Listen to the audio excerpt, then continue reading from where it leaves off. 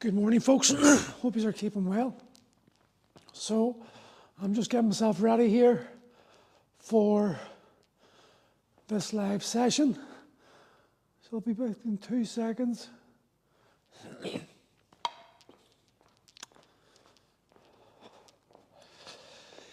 So Primal, over the last 20 years of coaching, I've developed my own system. Is my system correct? Yes. Is it absolute? No. I know loads of great trainers who have a completely fundamentally different approach to exercise. And guess what? Their approach works as well. And this is the thing about exercise. We need to make peace with that not everyone, let me say, I'm just trying to say this without offending.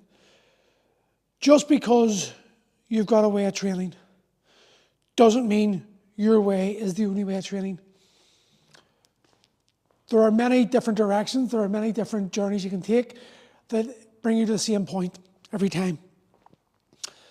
All I know is that through 20 years of coaching thousands of men and women and thousands, hundreds of thousands of pounds worth of money spent on equipment and programs and workshops and certifications and all that stuff, I've been exposed to an awful lot of information, knowledge, and through applying it and understanding it, I slowly learned how to incorporate into my own system that focuses on giving my demographic the best chance of getting in shape. Now in Primal we have a simple way. The kettlebell is always my foundation. I'm not saying that it is the only way to train. Absolutely not. And for a fact, if I'm honest, some people shouldn't train kettlebells. Some people, kettlebells isn't suitable for them, but they're very small. For a lot of people, the fact is they were taught kettlebells wrong. They weren't given the right technique, they weren't given the right weight, they weren't given the right period to adapt, and that caused back pain, caused injury, which then leads to people thinking, kettlebells hurt my back. No, your technique hurt your back. The training method hurt your back. If you do kettlebells correctly, you do them slowly, then they will develop your back. Now, one of the big things we do in Primal is focus on back strength, because guys my age will struggle with back pain, and there's nothing more debilitating than back pain. I'm just warming my shoulders up here, folks, before we get started. So back pain can be eradicated in most cases through training how the back moves in all its ranges. A lot of us train deadlift, which is here, but our back is developed to more than just stand here and bend forward. We've got to bend backwards, we've got to bend sidewards. There's an ancient Chinese proverb, you're only as old as your spine. And if we stop moving our spine, then our spine stops recognizing the ranges of childhood as normal and starts incorporating as dangerous. So it's just a case of retraining your nervous system to recognize the range of movements you're looking for that are going to allow you to continue moving in those ranges safely, which leads to you having less pain, more freedom in life, and that gives you more energy, more confidence, more self-belief, better physique, and all those things that come along with looking after your body. Now, the problem I keep on telling people is that the fitness industry has turned exercise into a validation project. Something that we do so that we can put it on Instagram and we can get likes and shares and follows from others. And a lot of trainers, that's their main goal. I get why they're building businesses. I'm building a business, but I've still kept my foundation as trying to help people and give them the correct training rather than the training that the gram appreciates. But I do everything with a kettlebell. It's my foundation. It's what I believe in. We do barbell, we do body weight, we do mace bells, as you've seen, kettlebells, sandbags, all that type of stuff. Today's training, Tuesday and Thursdays in Primal, we do I call end and range training, strengthen and lengthen. And the quickest way I can explain this is this. My hips, 2 replaced hips, I've had a lot of issues with them, that's why I got them replaced. But my depth of squat is limited. So, if I start squatting, which I don't do much of, heavy, I'll do like kettlebells, but I don't do barbell anymore, not really worth it. If I train my squat, continue like this, I get strong in that range. And that's as strong, I can only ever get strong in that range. But if I start working my mobility, and I get myself down lower, now my muscles are working through a greater range. They have to adapt to that increase in range. And I would not, if I can squat, say, 100 kilo in that range, and then I try to go deeper than that, I haven't been there before, my nervous system doesn't recognize it, therefore it doesn't grant me the ability to do so. So with this movement here, with this program here, we combine what we call the Royal Court workout. The Royal Court is 3 simple exercises. Today's going to be, for me, double bell clean, double bell squat, push-ups. 5 cleans, 4 squats, 3 push-ups every time. Then I'm going to move to movement. The first one's going to be side bends, where I'm just going to use a 15 kilo kettlebell, and I'm going to stretch my spine, going to stretch my muscles, and move my spine in the range it doesn't usually go into, for 10 reps each side. Come back to the Royal Court, repeat that again, Royal Court, repeat that again. We do 3 rounds of each.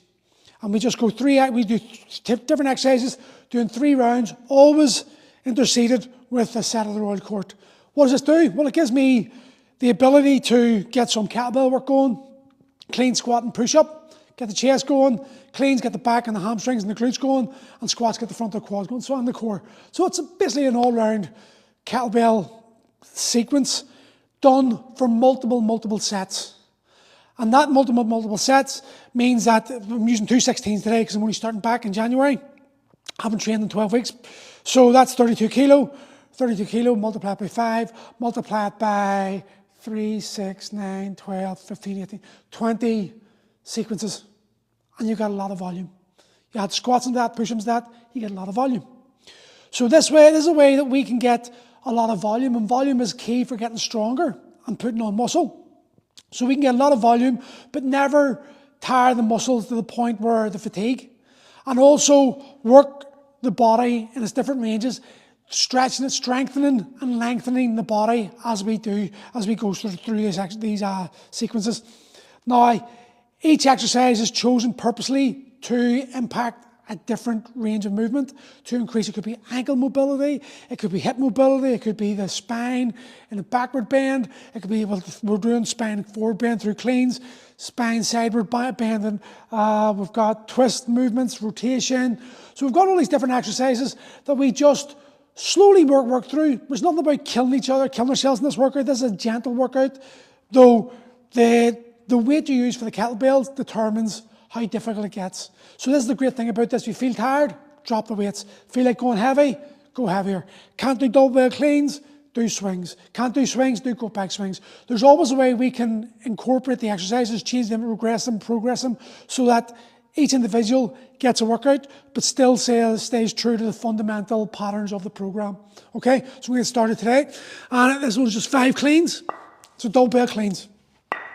2, 3, 4, 5, 4 squats.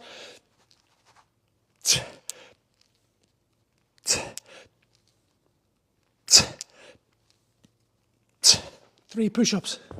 You can do the push-ups on the bell, like so, or you can do them on the floor. I'll do them on the floor just for the sake of today.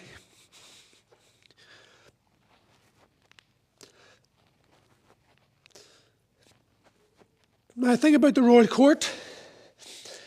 A lot of people, not even the Royal Court, any training session, a lot of people, when they're doing these workouts, they start dreading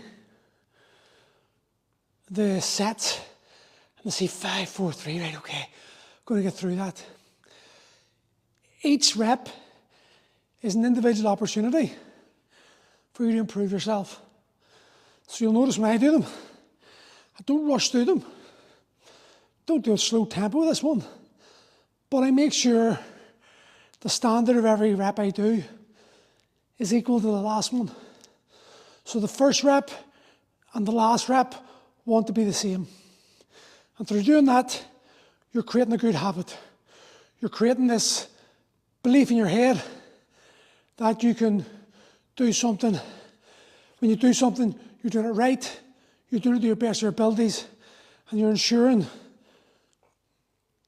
that you're creating that pattern of perfection, as close to perfection as possible. I say to people, practice doesn't make perfect. Practice makes permanent. Perfect practice makes perfect. So when you bring that intention to your training and you see every rep as an opportunity, you let go of that conditioned belief in so many people's minds about the dread of training, about how it's going to expose the weaknesses within you. And instead, it's allowing you to get closer to the results faster because you're working harder. I'm just going to plug this phone in before it dies on me.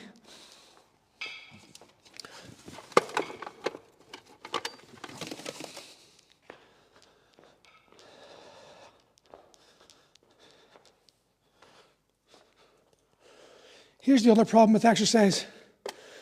Sadly, it's repetitive, it can be boring. That's just how exercise is. I think Instagram has created this world where we believe we must be entertained. It's like Gladiator, oh, you're entertained. You're not here to be entertained. You're here to be educated. You're here to learn how to do things properly so that you can carry that through the rest of your life. Safe in the knowledge that no matter where you go, you've got the ability to take control of your life. For me, that's what exercise and learning correct exercise and proper technique does for you. Understanding how the body works and why you're doing what you're doing gives you knowledge, and knowledge is power. Knowledge gives you that ability to know you're doing something right. You're not second guessing yourself. And even if someone has a different opinion, you've got the ability to know that it's their opinion. It doesn't mean that they're right. It doesn't mean you're wrong. It's just their opinion. And everyone knows opinions are like assholes. Everyone's got one. And they're usually full of shit. And there's the thing. I wish people could understand how simple exercise can be for everyone. When you remove the need for comparison, the need for validation, and just turn up to train with community and train with the intention of improving yourself. If I go out and I try to find someone who's better than me at what I'm doing, I'm going to find them. That means I shouldn't do it anymore because I'm not the best. It's not about being the best. It's about being the best possible version of you. And that is crucial. I think that's something that's been lost in the fog of comparison on the social media sites. Am I becoming better than I was yesterday? And it's all cliche stuff. And I get that. But cliche is steeped in a truth that does stand the test of time. If you're taking steps every day to making small improvements over time, those improvements are going to make a difference. And that's all it is. It's you making peace with the journey you're about to embark on and realize it's no one else's journey, it's yours. You can't compare yourself to others. I've trained 2 world champions in kettlebells who would smoke me. Finbar Tulin, multiple world champion, started him off in kettlebells, actually certified him as his first kettlebell coach, was his mentor in his first gym. Gareth Malloy, worked on another world champion in kettlebells, worked with me here for 2 years, trained him up, showed him everything I know. They've taken their stuff and moved on. And they're building their own lives, building their own careers. If I compare myself to them too, I may as well stop doing kettlebells. But that'd be stupid because they're 10, 15 years younger than me. They're focused on that as their main goal. Gareth's living in Perth at the moment with no kids. Finbar's got 1 young child, driven, just absolutely determined. Completely different personality types, completely different goals. But if we train together, we can all do kettlebells. If I try to lift them and match them, I'm going to feel like a failure. I'm going to injure myself. But if I allow myself to set a standard from where I am and use them too as motivation to push through and maybe push a bit harder, then I'm going to improve. And that's the different conversation. And that's something that we all need to have and all need to recognise. We've all got our weaknesses and we've all got our strengths. And you've got to recognise where each lie. And the goal is to bring your weaknesses in line with the strengths so that they balance out while continuing to progress your strengths in different ways.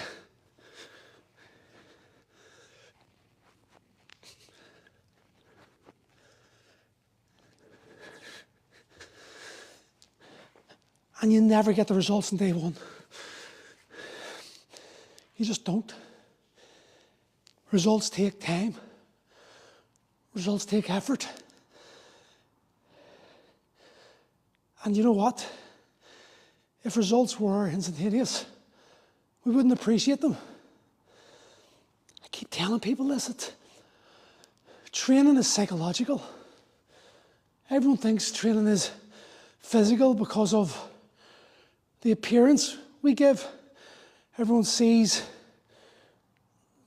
you looking different. Wow, you look amazing. That's feeding the ego. But no one really sees what goes on in here.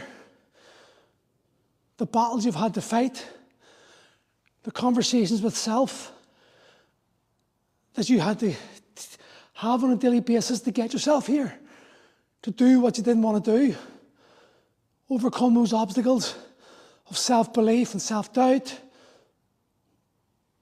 That's what builds the strength. Strength is a term the fitness industry uses to express our physical capabilities. But we don't really focus in on the mental game, the strength of mind, the strength of spirit, the emotional strength. A lot of people are fighting battles that the rest of us are unaware of. And that's sort of saying, there, but for the grace of God, go I. If we all had everyone else's problems, we were giving them for a day, would give them back and take our own back again. Because we don't realise what people are going through most of the time. And if we did, we'd be less harsh to judge. We'd be more willing to forgive and recognise how strong these people are.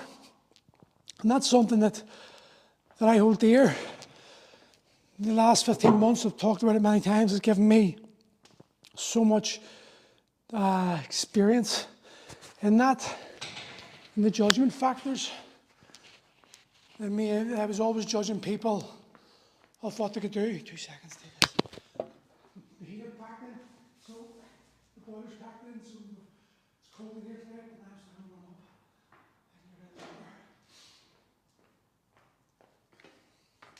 So that's my 3 sets done of the side bends. Next one I'm going to go on to is the pec stretch. Now the pec stretch, perfect example especially for guys. I'm doing my Royal Court and I'll explain as I do it. This is just a static hold loaded for 1 minute. And again, the Royal Court doesn't change. We just keep going through the Royal Court time and time again, in between every single exercise.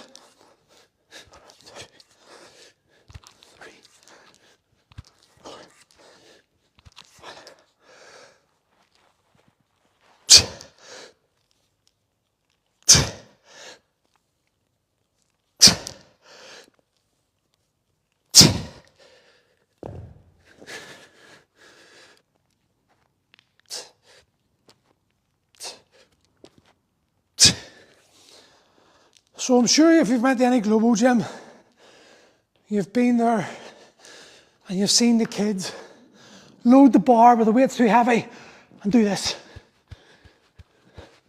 And do their weights like that. Well, that is just training their pecs. They're working a short range.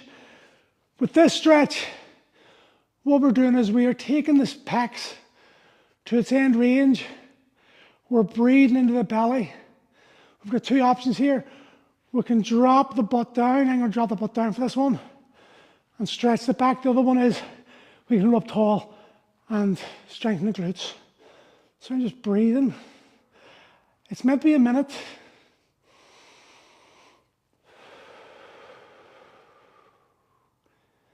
I try to focus on breath and just do a number of breaths.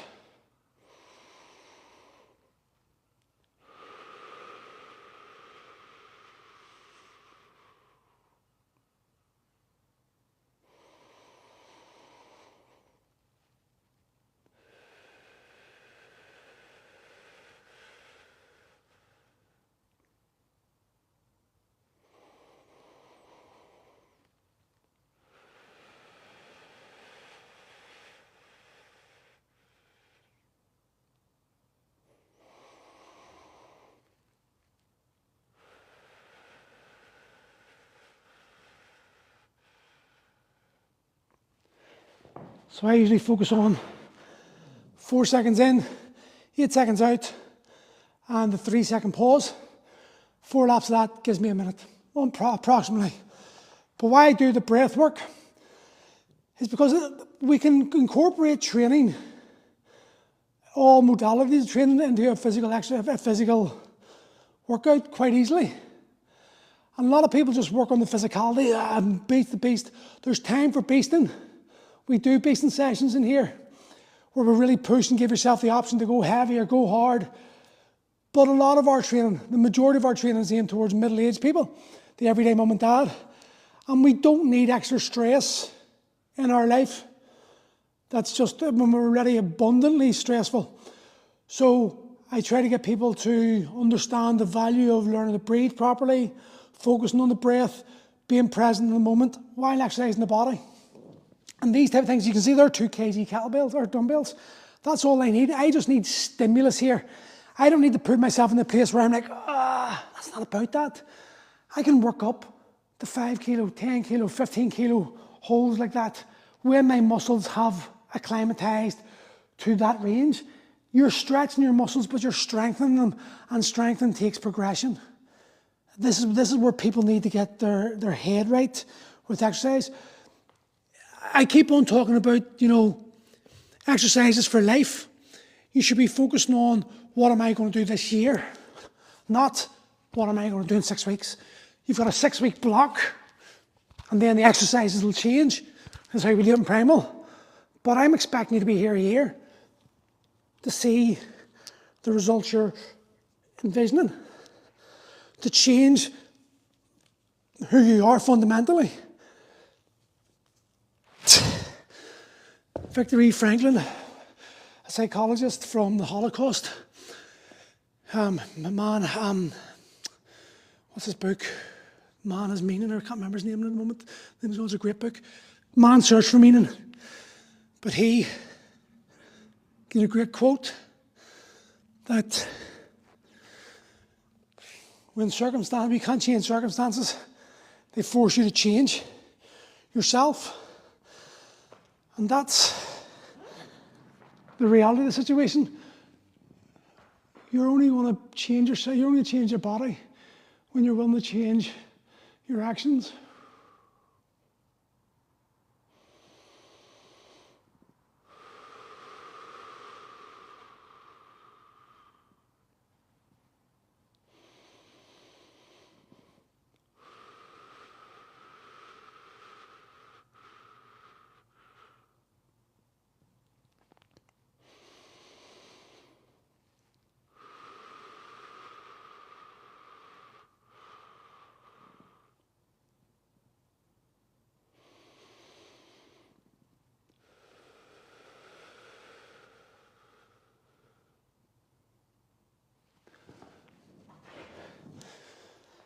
And when you're doing that, you're going to feel pain. Feeling. It's awareness. What emotion are you putting to that feeling? Are you allowing that feeling to override you? Or are you going to have that strength of character and mind to observe the feeling? And that sounds deep, but ultimately, training is going to induce pain. As in, it's going to force your muscles to contract and work harder. It's going to force you to dig deeper. It's going to force you to maybe your lungs to burn, your muscles to burn, your strength to fail. And you have to grit yourself through it. A lot of people attach emotion to that. It's a feeling. The emotion is separate to the feeling. So when I'm there, I'm aware that I'm feeling pain in my pecs here because the muscles are being stretched. But I don't allow myself to grimace and get stuck into it. Instead, I take myself out of it and I observe that. I don't immerse myself in it. I accept it. And this is what a lot of people miss out on. The acceptance of what is. When you're here to train, you're here to push yourself in some shape or form.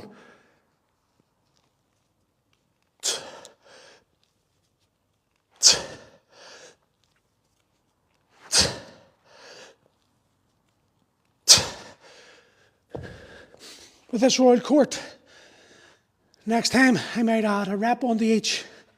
I'm going to increase the volume that way. Next time I might add 1 or 2 kg kettlebells. Use 17s, use 18s. Do 5-3, 5-4-3 again. Again, I'm increasing the volume. One way I'm increasing the volume through repetition. The other way I'm increasing the volume by reps. 5 reps at 16 is less than 5 reps of 18 when you add up 5 18s and 5 16s. So it's about volume.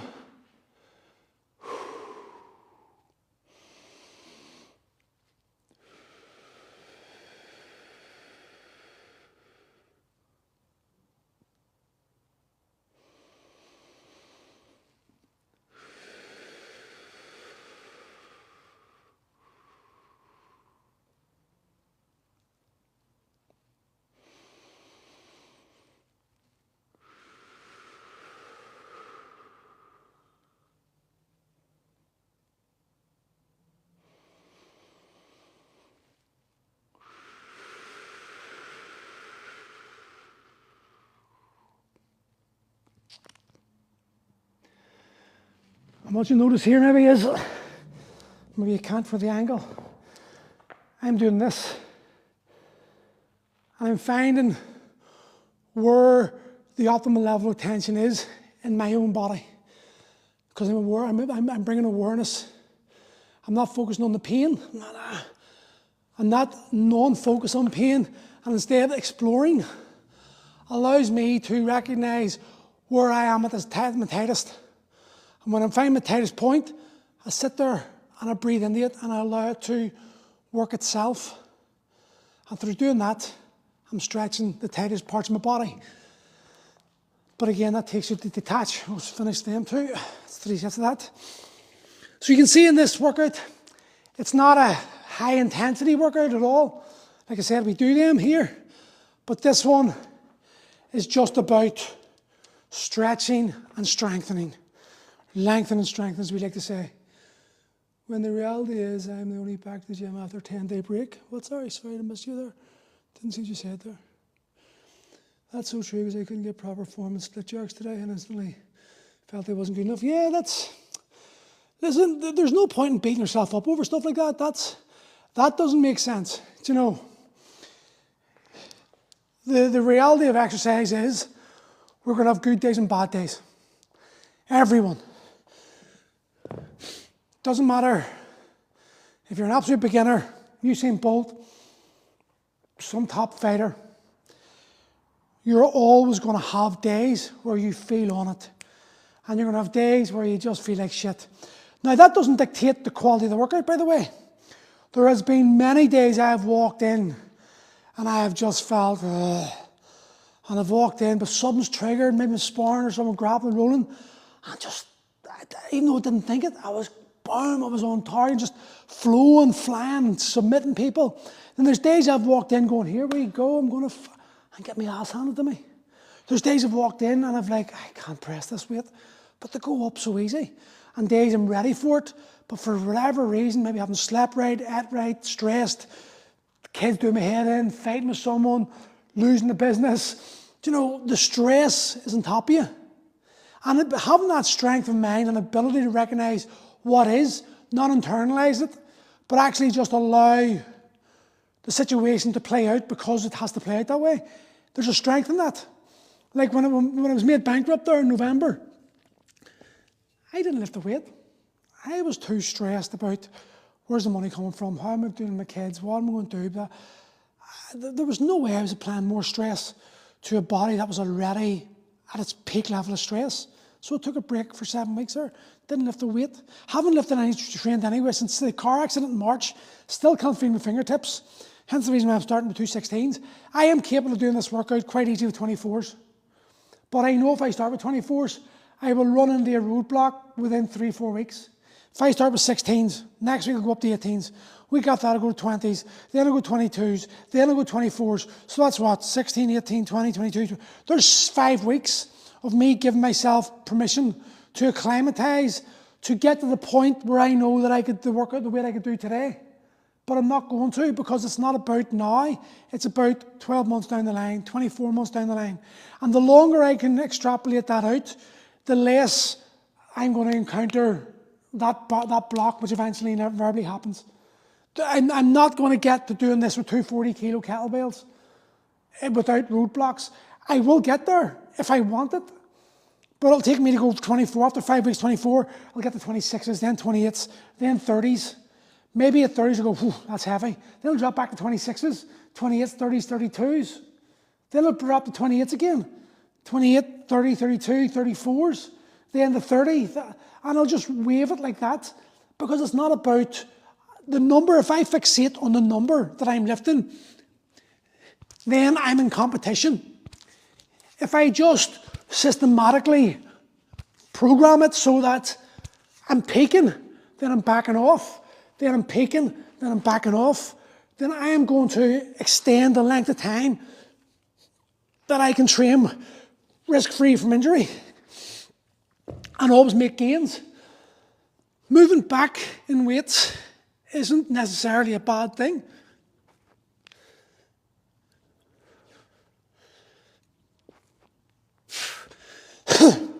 You notice my squats, my push-ups still haven't changed. The tempo's remaining true throughout every rep and every set. That's what I'm looking for. Now, this is an exercise that's so basic. Most people don't do it, and I don't know why. Just weighted twists. Got a plastic bar filled with sand, stuck to 1.5 kilo kettle or dumbbell plates on it, weight plates on it. And all I do is just rotate. And the weight, the outside weight there, pulls me into position. And I don't force it. I just let the weight of the sand slide up and down and through the pipe. And that forces my core to work a wee bit more.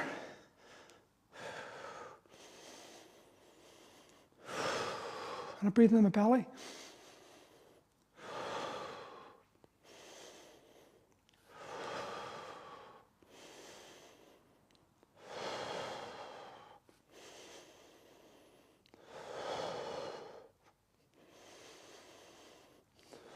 And I hold it down like this, by the way, because I feel a bit of a pull in my shoulders where I'm tight. So it just helps to stretch them a wee bit. Do you know what I'm going to do, which I forgot to do? I'm going to turn the timer on. That will give me an idea of how long I'm doing that for.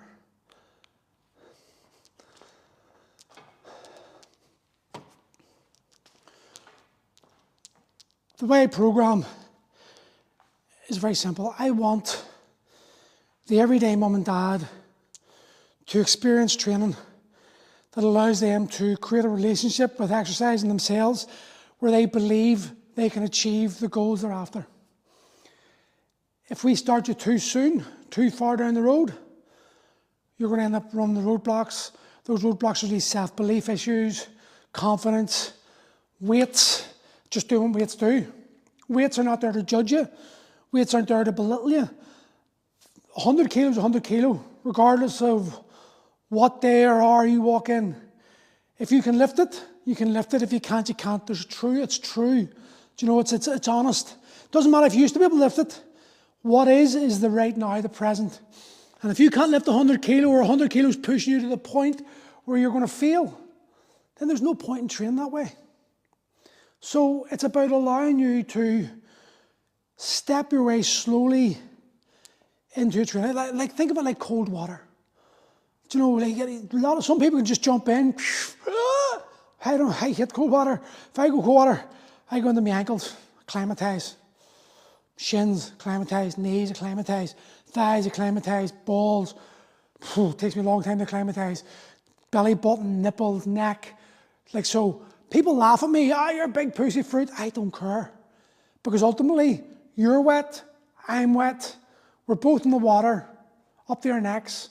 You just took a different approach. That approach worked for you, or maybe it didn't. Definitely worked for me.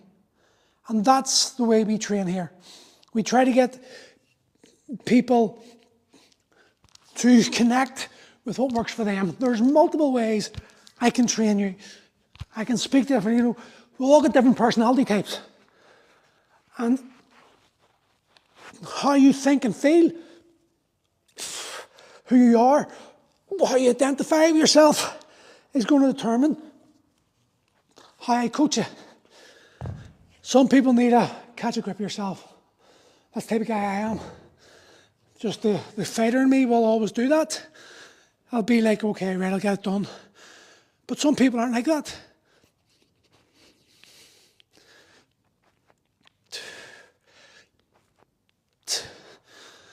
Some people need an arm around their shoulder. But if I'm calling you a fruit because you're giving up on yourself and you know you shouldn't be, or I'm putting my arm around you and saying, listen, you can do this. If it works for you, well then ultimately you end up in the same place. The end goal, which is your own unique individual outcome. And that's the thing about exercise. People need to stop comparing themselves to everyone else. We need to stop judging ourselves against what we used to be able to do, or what people say we should be able to do, or what the internet tells us we should be doing. And instead, we need to learn to quiet our minds and listen to our own bodies. How's our body speaking to us? What's your body saying? I'll give you a hint. See if it's pain, like sharp, your body's telling you it doesn't like it. If it's emotional, it could be a different story. Could be what you need. If it's emotional pain and you're feeling lack of self, sense of self, or disconnected from yourself, whatever it is, the exercise, the workout, the program is feeding you information. It's giving you knowledge that you just need to listen to. Go to here. Prove it's wrong. Show yourself you are capable. Don't allow those conversations in your head to ruminate and take you over and say, I can't. Because that is your habit. That's your pattern. Thoughts and actions, they become habits. Habits become patterns. Patterns dictate the outcomes. So create a new pattern. One of the great things is you'll see this actually doing my set, and I'll talk about it in a wee second. So give me 2 seconds.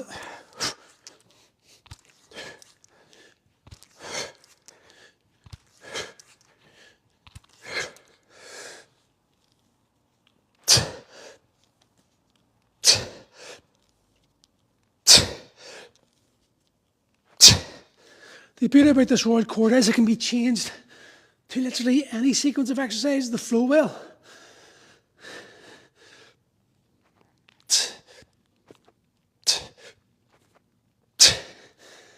Next day I could do snatch, reverse lunge and bent over row. Keep it going like that. But what I say was, a lot of people, because I study psychology for fun, it's just, I'm passionate about it. You can see body language. You know, communication, it's only 7% of communication is a spoken word. 26% is tonality. And then 50 something or so, 60 something like that is body language. And although people, when you're doing weights and the weights are challenging, let's say a 1RM, you're going for your 1RM, I can instantly tell if someone's capable of getting it or if they're going to get it, depending on how they act with their bodies.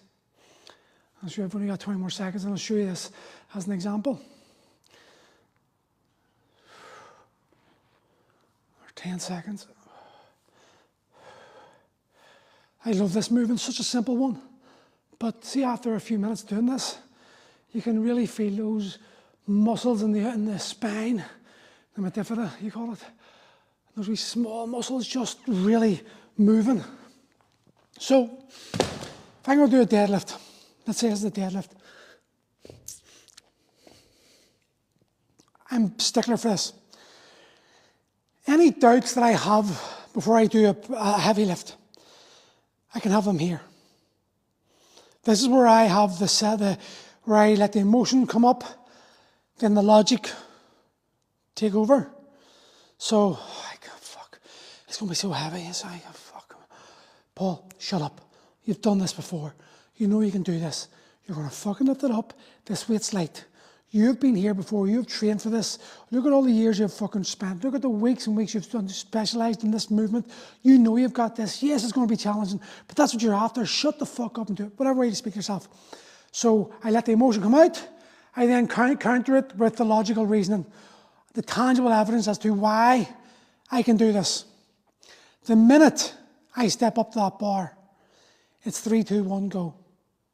I don't allow thought. I don't allow conversation. What most people do. Okay. I say, they go here, and the pause. And now the pause and the self-doubt happens.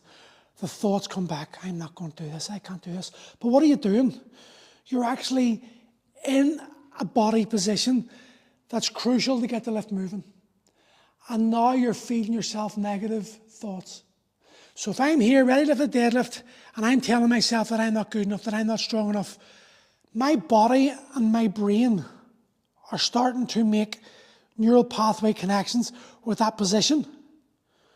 And that now, the more I do that, the more I go into a weakened state. So I convince myself that I can't lift it.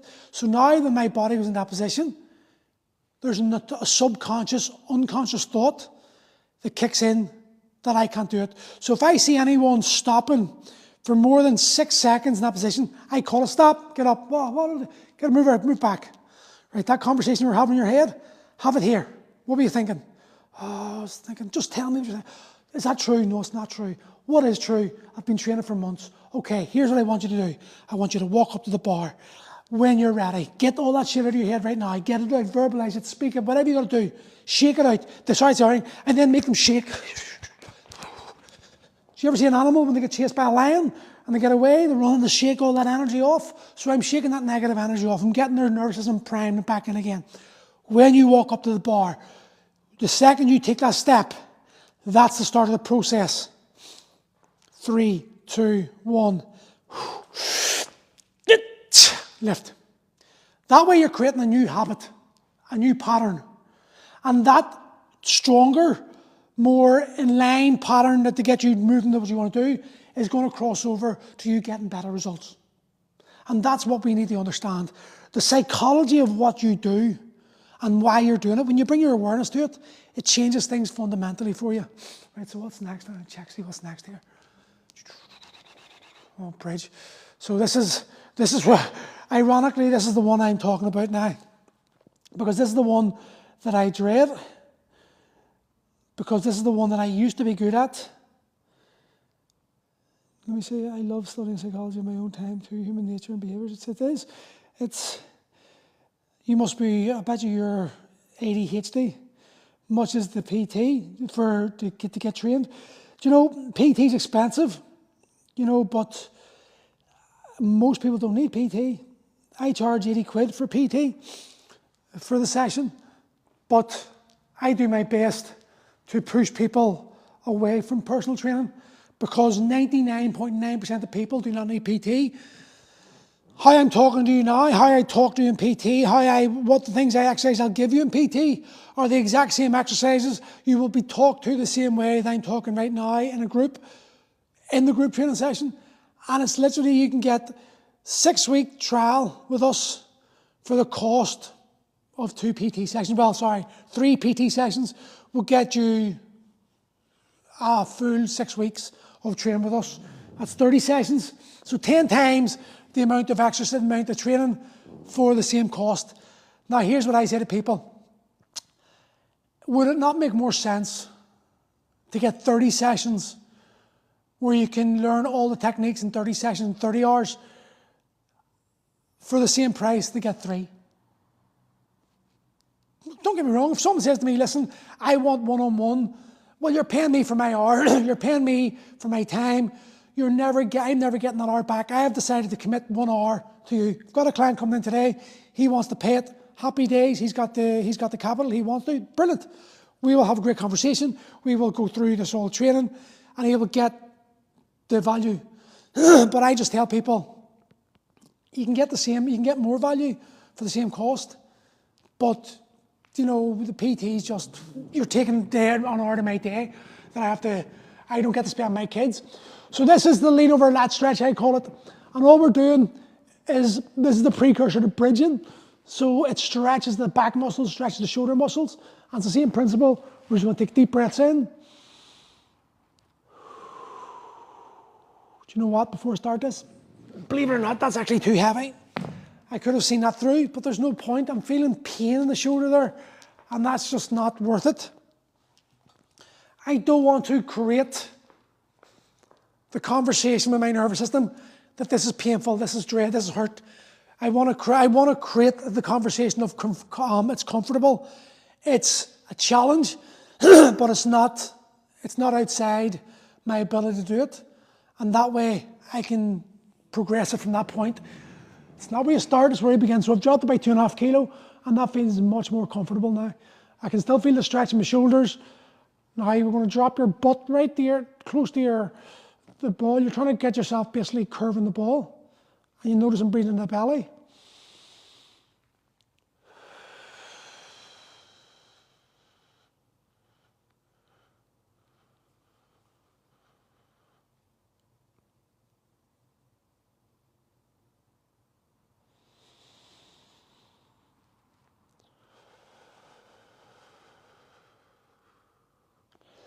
And when I'm doing this, the conversation I'm having with myself, I'm playing about with the ball. Where am I here? Where do I feel the most stretch in my back? Do I feel more stretch in my lats if I push up here? If I drop it down? Where am I tighter? What's benefiting me the most? I'm having a check into my body the whole time. I'm not just holding this, going, come on, hurry up, finish it. No, I'm breathing. I'm asking myself, am I relaxed? Am I chilled? Can I cope with this? Is it too much? Is it too heavy? Good. and back in the next one. This is how you should cultivate the attitude towards your exercise. Couple of sessions a week, heavy. Couple of sessions, maybe heavy and then heavy and hard, I call it, so you're going heavy weight, then you're hard into the trainers. We do a 30-minute set where it's pretty intense. And intensity is determined by the weight you use, how fit you are, your abilities, and etc., etc. But it's as long as it's, as I say, the rate of perceived exertion is around about an 8 out of 10, between 7 and 8 out of 10. And then 1 day a week, 10 out of 10. Like, leave it all in the tank. Leave nothing there. Absolutely bust your balls. And then Wednesdays, tomorrow's session, is we do heavy and skills. So we practice handstands, headstands, crow stands, tumbles, back tumbles, fun stuff. The dad skills, I call it, the super dad stuff that when your kid is 8, your grandchild's 8, something, you can pull a handstand off or a crow stand. He's like, Daddy, what are you doing? All that shit, that's fun. You make a fool of yourself, you laugh, you enjoy it. So we cover all the bases here, which is, it's just to give middle-aged men and women more life for themselves.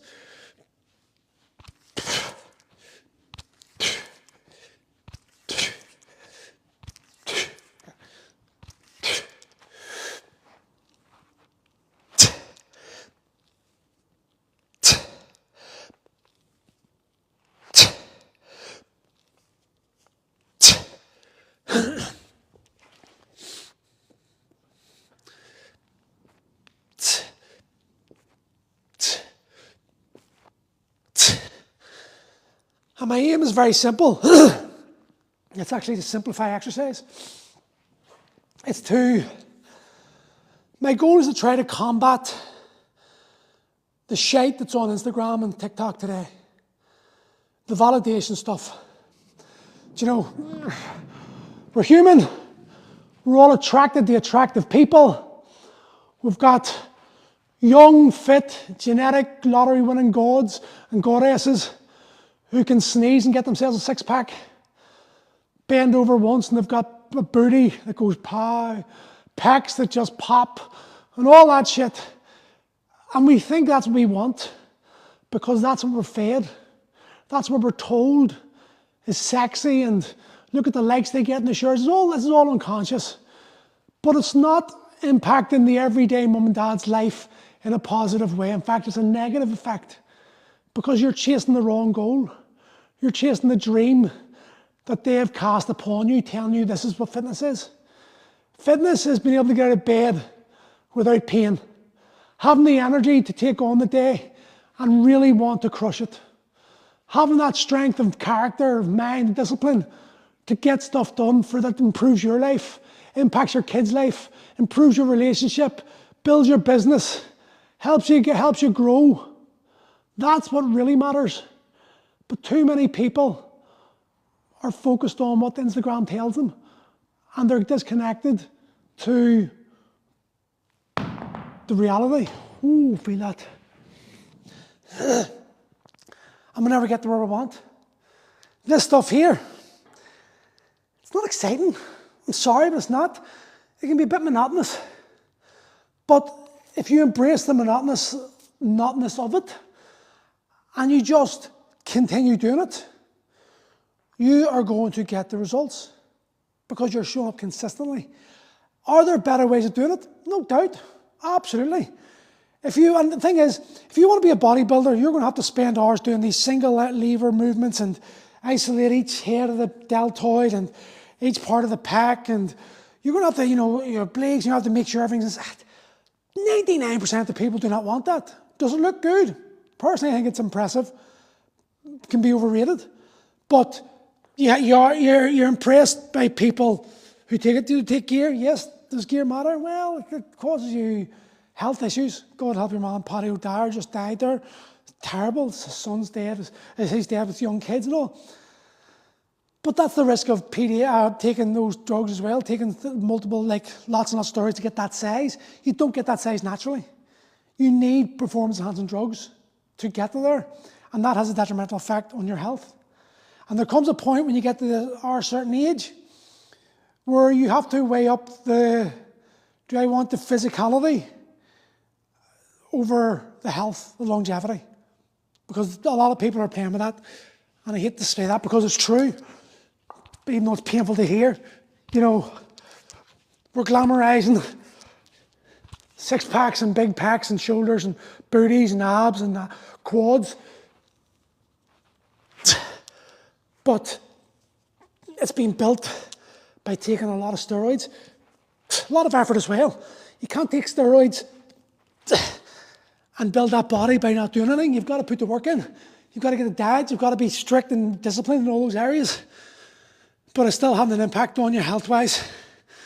And if you want to do that, then that's absolutely fine. That's your body, and I'm not going to judge you for it. But at least go into what you're doing, clearing the knowledge that it is putting you at risk, and that you are taking a chance on your health. And there is going to be Newton's law, you know, for every action there's an equal and opposite reaction. Action, you get huge. Reaction, your heart doesn't love you for it. And that sounds terrible, but it's true. But it's been normalised, again, because of social media. They need to be validated. And that traces back to insecurities, not loving yourself, not being content with who you are and how you are, not being able to look at yourself without critical eyes or judgment eyes. You can be critical, but as long as it's not self-judgment and turns into shame and guilt and hate, because that then leads to the wrong path your brain that you're walking. You can look at yourself and realise, you know what, I'm carrying too much weight, and still love yourself. You can look at yourself and you can say, I need to train my body a bit better, I need to love my body a bit more, I need to exercise it, and love yourself. Or you can berate yourself and tell yourself how ugly you are, how fat you are, how weak you are, how everyone's better than you. And then you start looking for shortcuts. You're looking for the quick fix. You're just looking to get that weight off you and get likes and shares and follows on Instagram and Facebook to make yourself feel better. That is not healthy, and that is not what we should be after. Unfortunately, that is where a lot of people are. And that's why we are where we are as a collective, as a society. But we can all do something to change that. Let me see. Sorry, I just have to double check in case anyone said anything that need answering. In between sets, if you've got any questions, feel free to ask them, but just that I'm not going to be checking it everything. I'll wait to do one block, and then I'll change it. I'll come and check and scroll through it. And here's the thing. Talking. You're going to meet exercises you are shit at and exercises you're good at. And if you're honest with yourself, you're always going to gravitate towards the exercises that get you the most validation and feel good about. That's why young men do bench press. Those pecs, you can see them boobies move, bump, yeah. So they don't care about full range. They just, as long as you can lift 100, I lifted 100 kg. Okay, only moved it 6 inches instead of the 16. Doesn't matter, you still said you 100. Or you can realise that now you've done so much bench pressing and no back pulling, you can't do a pull-up. So you're going to avoid doing pull-ups. When your mates are doing pull-ups, you're like, oh, it's great when I do bench. You're going to have shit exercises. My next exercise, or sorry, not this one's shit as well, but the one after that, the back bridge, the crab's bend, I used to be decent at it. When we were doing MMA, we done this. There's a guy who I follow religiously, Matt Fury, phenomenal combat conditioning, love the book, still train so many people with that book. It's all bodyweight training, Hindu squats every day, 500 Hindu squats non-stop, 50 Hindu push-ups non-stop, 3-minute neck bridge, nose pushing to the floor, arms folded, sometimes someone sitting on top of you. So we used to be able to hold ourselves, our nose into the floor. Now I can't even get my forehead to the floor, and actually they thought themselves, this is time I start doing something. But my good friend Luke, who's an osteopath down in Cork, we do a lot of plant medicine together and a lot of men's retreats. He does a lot of back bending and bridging. And he sort of talked to me and I was like, Okay, I better do that. My 2 daughters just go, Daddy, I'm falling into it. So I'm using them too as a motivating factor, and I allow them to laugh at me, and laugh at me they do, because I'm so shit at it. But it's good, because I can use them two wee shits who are bendy and have strong as hell in those movements to enjoy some fun time with my kids. And they coach me, and it's a beautiful experience. And they get to laugh at Daddy, which is important, because they have to feel safe. I've got 2 young daughters, and my goal is to make sure those 2 children understand what real masculinity means. That means protection. That means to feel safe. It's to give them a place to allow them to express who they are.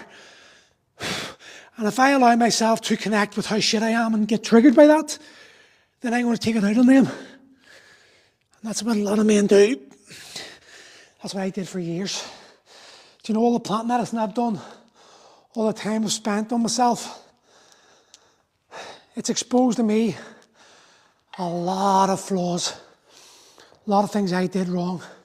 Now, I'm not the only guilty one. It takes 2 to tango.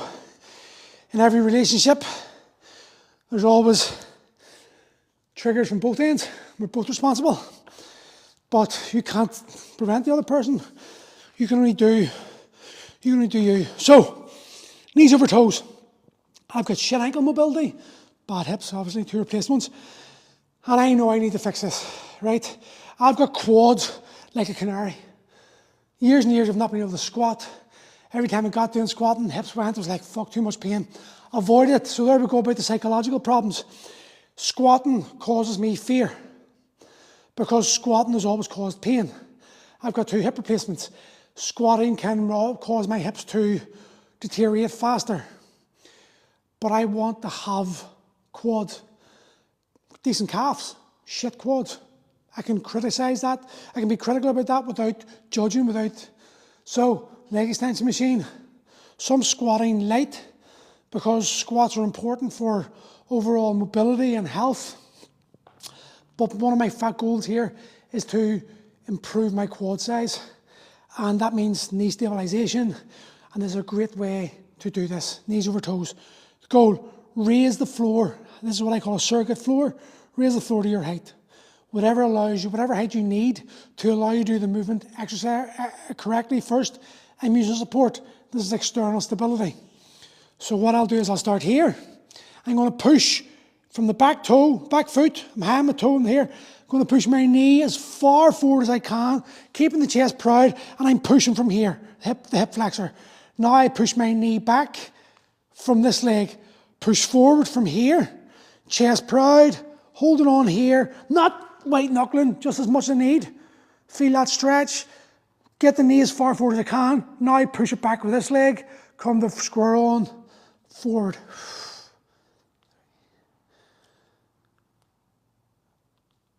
And it's not rushing it.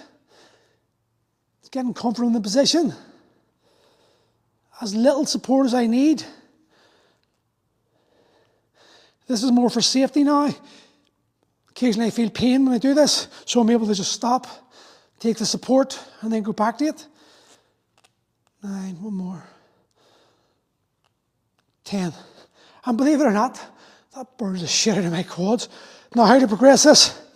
Remove that. Body weight, added weight, reduce the height, repeat the process over the next year. Beat of the floor, hips will be freer, or the muscles around my hips will be freer. Quads will be stronger. I'll be more confident in that range of movement. But I'm not thinking about today. I'm thinking about 1 year, this time next year. This is actually why I'm doing these training talks. It's like to hold me accountable. Because sometimes the members that come in, you can't train and jump in with them. They need more coaching. Some of the members here have been training here for 10 years. And what they need is actually someone that they're only on their own. And what they need is someone to train with them. Just to be in that energy. Some members need coached. And all the Sometimes members just need to talk. Do you know, I find that an awful lot. A lot of my members come in just to escape their mind. They know what I'm like. They know I'm going to start inquiring about how they are and what's going on in their lives. And next thing you know, we're talking deep about things and we don't even do any training. We just end up doing, but that's what they needed. This is the difference between a PT and a coach. A coach will read you and know what you need and can sense it, can feel it. Well, this is my definition. I'm a coach, this is all I can define how I define it. I'll be able to read your energy, sense what you need and deliver it, even if it means going off script. A PT will just go, we're going to do deadlift, squat, bench and pull-ups. What time are we on, by the way? Fucking got a client here, I forgot. What time are we on? Anyone see? Oh, God, no, I can do an hour 30 minutes. That's okay. As long as an hour 30 minutes. Was that? No, good enough. So yeah, this is taking a lot longer than an hour because I'm doing so much waffling, but I don't mind because it's the first day back. Again, that's the other thing. Giving yourself permission to tiptoe back in the exercise without any expectations and enjoying it. Like I'm enjoying this session. It's nice, it feels good.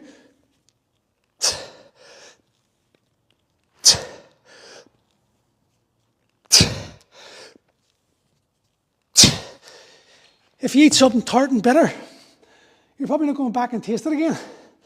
Something nice and sweet, something that leaves a good taste in your mouth, you'll want more of it. So that's why we should approach training like you want more of it. The more you can do that, the better you're going to feel. The more chance you've got of success. That's sort of one of my goals. It's to get people to connect with the truth of what you need to do. Not what you believe, but truly understand what's required to allow you to become that version of you that you're so sure you can be, but so scared of becoming. Small wins. We're all children. We all function from a certain perspective, and that perspective was formed at childhood. Do you know, people say you need to rise to the occasion. No, you fall to your level of training. When the push comes to shove, and the stress is there, and the pressure's on, you never rise to the occasion. You fall to the level of training you've done. That's why I think it's so bad the mummy cuddled kids these days, and the way we're parenting children is wrong, because we're not allowing them to experience failure, and we're not there to explain to them that it's a lesson. You don't have to internalize that. Experience of failing does not make you a failure. And I think that's a really crucial difference. Words and how we interpret the experience is massive in helping growth. My kids are doing this movement. Jealous January. It's like, what's that, sweetheart? Jealous January. You go off all sweets and biscuits and cakes and buns for the month of January. And I was like, well, why do you call it Jealous January? So I suppose it's because people who aren't doing it, you're jealous of them. Think about that. It's a catchy name. That's what they want. They want people on board with this. But what is it doing psychologically? It's creating a sense of lack. You're creating a relationship with the sweet foods and the foods that are causing you cancers and weight gain and leading to heart attacks and strokes later in life as what you need. I said, we're not going to call it Jealous January. We're going to call it Joyful January, and I'll do it with you. And I'll be a joy at the end of January, sweetheart, because you'll have realised that You're feeding your body nutritious food. You're not getting all that information. You're going to look better. You're going to feel better. You have more energy. It's like, so you should be joyful. They'll be the jealous people. So now even my youngest, like, Jay, we're doing Joyful January. I'm encouraging that. A simple change of vocabulary changes the perspective. Do you know, it baffles me how we can't see these things, because for me it's so clear. That is not a good way to speak, especially with kids.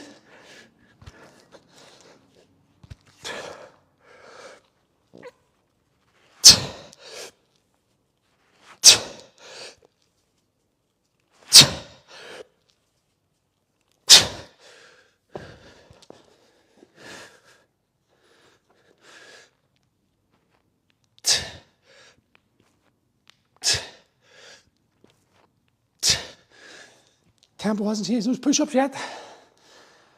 Hasn't seen the squats. Keeping that front of mind. You got to keep that confident. You got to keep that constantly in the forefront of your mind. Every rep is the opportunity. And you know, because I think differently the exercise, and it's outside the box of the mainstream fitness world, and what you see on Instagram, etc. To some people I sound like a lunatic, sound too deep. I just want to get in shape. See the people that just want to get in shape? Why are they always trying? Why are they always still remaining out of shape? Because they just want to get in shape, but they don't want to embrace the things they have to embrace, and instead want to follow the familiar path of the fitness industry that's telling you this, that, and that. That's what you do. No. Get rid of that, folks. Understand that the fitness industry, for the most part, not all, is full of numpties. And yes, I said it. The majority of trainers that I see on TikTok and Instagram are absolute balloons when it comes to understanding individuals' needs. Are they in shape? Absolutely. Are they on steroids? Don't know. Are they dedicated? Absolutely. Can they get themselves in shape? Absolutely. Do they know how to eat properly? Absolutely. Are they connected with their relationship with food and all? Who knows? Are they happy with their training? Who knows? I do know that from my experience, there's a lot of trainers out there go the fat to fit route, but what they do is they swap out the emotional control of food for the emotional control of fitness. And that in itself is just swapping one addiction for the other. That's not actually solving the problem, it's masking it. And that's where we've got a lot of people in that situation. Just because you're in shape doesn't make you happy. Doesn't mean that you're functioning the best possible way you could. So that's another thing to remember. You've got to keep that at the forefront of your mind. Okay, so I'm leaving the worst to last. My last exercise, the bridge. Now, with the bridge, this is my support. And even with the support, I still struggle. I've got a ramp here. The reason I've got a ramp is because my forearms are tight. I can't get that range yet. So I've got to find a way to manipulate the exercise to allow me to do it in some shape or form that stresses me to the point where it challenges me, but doesn't push me in a position where I can't do it. I attempt to hold this for a minute. I get about 10 seconds, have to rest, go back up, and I do that for a minute. I'm going to turn that clock on actually because I need that clock. And that's, so in this case, how I frame this experience will determine the outcome. If I go into it knowing that 1 minute's out of my remit right now, but that if I can get 10, if I can hold it for 10 seconds, down for 5 or 6, up for 10, and only get 30 seconds of that, that gives me my benchmark. Try to get that the next time. Try to get the next time. The next session, let's add on 5 seconds. Oh, I got 2 sessions, 2 minutes with 35, and I had to drop the 1 to 25. Okay, I'll stay with 35, the next one I'll get to 30. 35, maybe the next time I get to 35. 3 35s, high five yourself, move on to 40. Maybe you get 40 seconds for the first one, 35 and 35, stand it, 40, 35, 40, high five, moving on. Tiptoe my way back into the cold water scenario, ankles, shins, knees, groin, chest, neck. It's about getting yourself there and accepting it takes time. Not judging yourself, not internalizing it, not making it something that it doesn't have to be. You create the conversation in your mind. The experience is just what is. If you can hold it for 30 seconds, that is what is. I said a minute. Okay, you didn't get a minute. Don't internalize it. Doesn't make you a failure. Doesn't mean you're useless. You did your best. As long as you do your best, high five yourself and progress from that point. And that is crucial to success. That's what I wish people could understand. Instead of internalizing and judging yourself because you didn't hit the level that you were told you were aiming for, doesn't make you a failure, doesn't mean you're useless, doesn't mean you can't get there. It just means today wasn't your day. You did your best, and that's all that can be asked of you.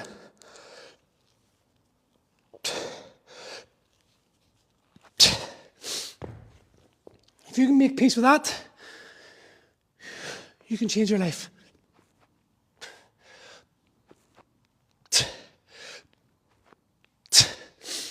And you want to see us live in action right now?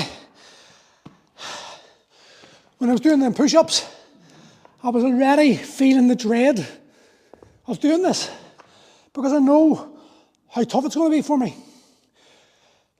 But I'm not going to get in that position until I've got myself into my headspace where I'm like, okay, get this done, because like I talked about deadlift earlier on, I'm not going to go into the position without first navigating the thoughts in my head. And I'm definitely not going to go into that position and then start the thought process. Thought process happens here when I'm not in position. So my body recognizes this is where the dread happens. This is where the action takes place. 2 separate places that allow me to get the best chance of success. So roll up.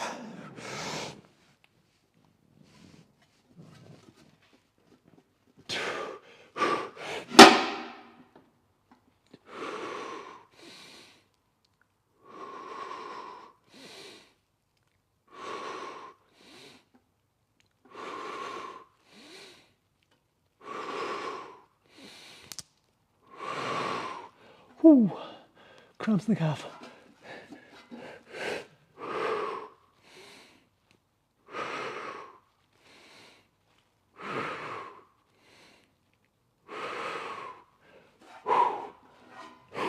Oh, it was 25 seconds.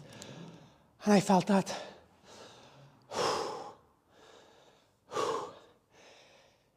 For me, that's one of the hardest exercises there is. But I also know, as a 48-year-old man, 49 this year, 6 months and 49, I know this exercise here will help me feel 25 when I'm 58. This is the one exercise that no one really does at my age, unless you're a yogi, but it's also the one that all men especially should be doing. If you sit behind a desk, this has to be a go-to. And there are ways to progress it. We've got simple steps that I teach my online coaches, my online clients, or my in-person clients, group training sessions, sets of members, how to do. Don't give away all my secrets. But we've got strategies and systems to ensure you get to some point that allows you to get the benefits and progress from there. It's the beauty about coaching with me. I've done so many things, made so many mistakes, that I know how to get people to where they want to be. It's just whether they're willing to put the effort in and commit the time needed to do that. I wish they could, because it's that journey that makes a difference.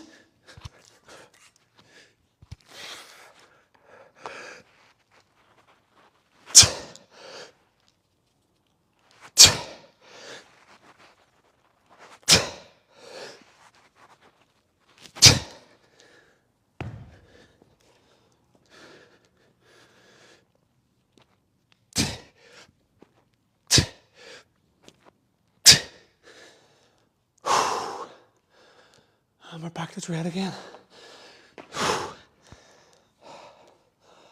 Felt that in my calves, especially this calf when I was pushing up.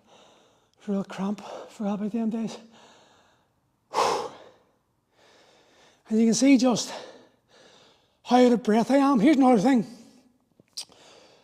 A lot of people when they begin, they believe that because they're sweating so much and they're out of breath through very simple exercises, that it means they're out of shape.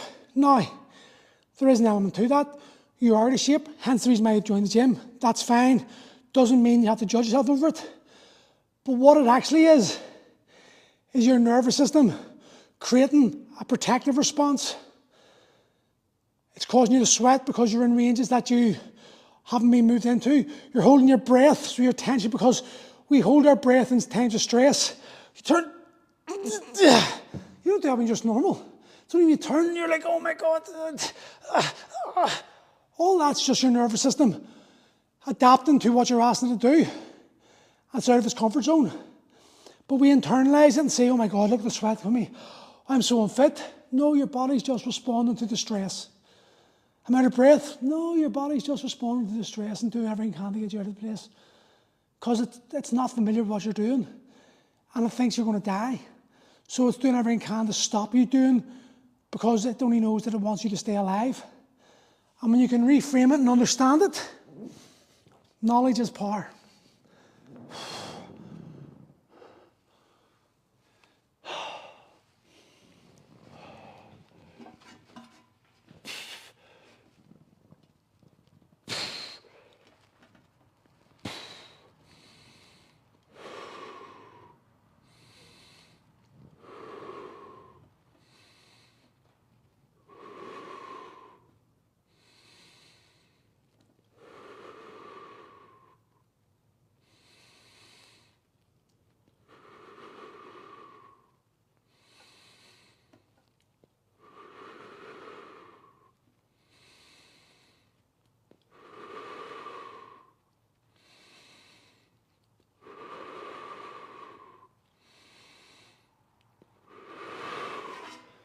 Okay, someone's one block of 35 seconds didn't have to come down. Why?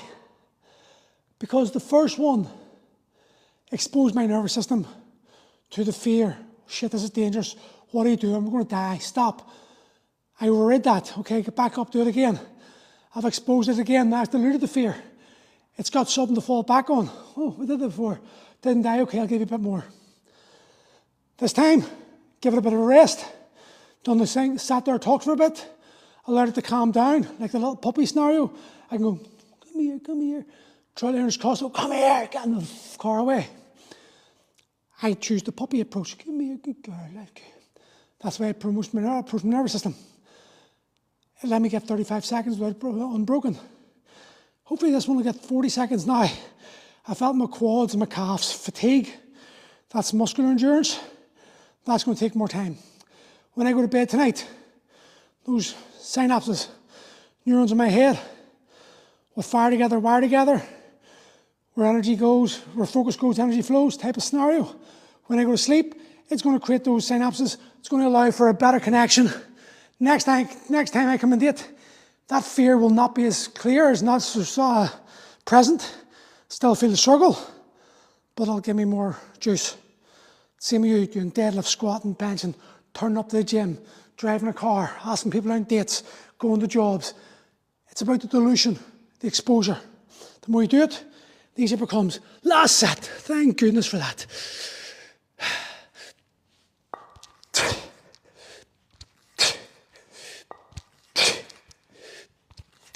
Oh, one more.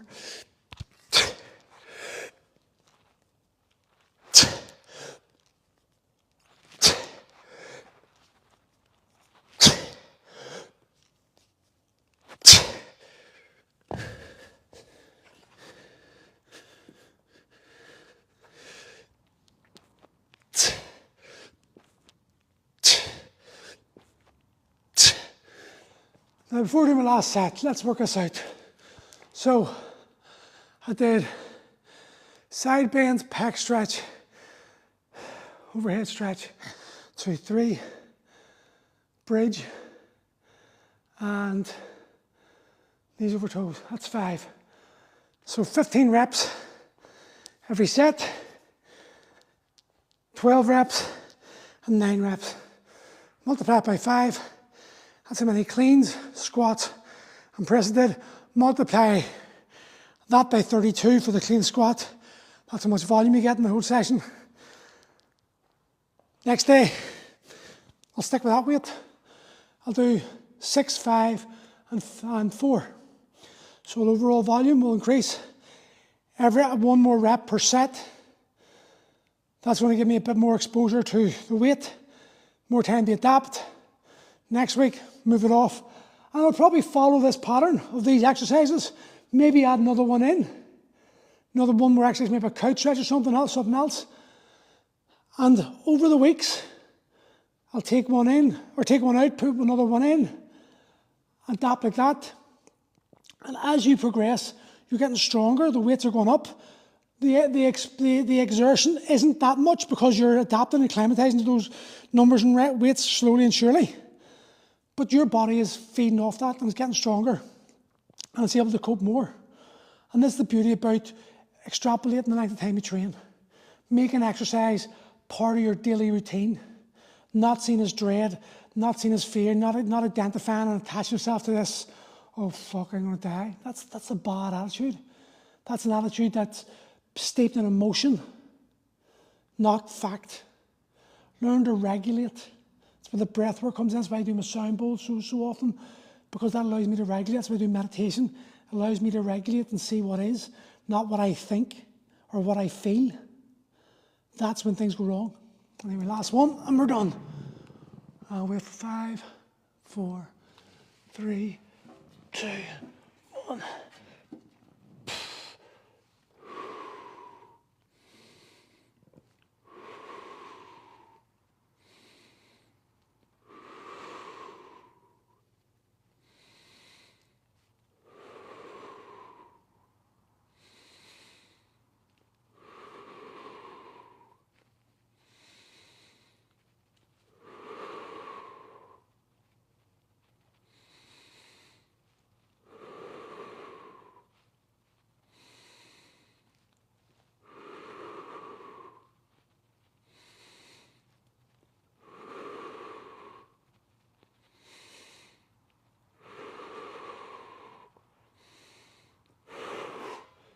It was 45 seconds. So, as you can see, training doesn't have to be difficult. It should be challenging, but it shouldn't feel like it's going to end your life. You're going to die when you end it. There are strategic times to do that, just like there are strategic times to put in failure sets. But for the everyday mum and dad, the average man or woman, training should be about incorporating daily life movements, understanding that the goal is to improve your everyday life so that you can carry it out with more undue fatigue, more confidence, more belief, be healthier, be happier. That is it. Everything else is just noise and distraction designed to sell your product that's going to make someone else rich. And the only pounds you end up losing are the ones that come out of your pocket. So if you're interested in training with a coach who understands what you need, what you want, and how to deliver both, has 20 years of doing this, has made every mistake you've made, has seen every pitfall you're going to make, then mind you reach out. I offer both one-on-one group training and online coaching and online programming for people who just want a program. I've got all my tutorials there, so the exercises you get are me showing you how to do the exercises, and you can just follow along. Pretty cheap for that, for 4-week programs. If you're interested, let me know, send me a DM, and I'll get back to you. Thanks for tuning in, folks. And I'll probably be in tomorrow, depending on if anyone's here, if any members jump in and need training with them. Have a good day.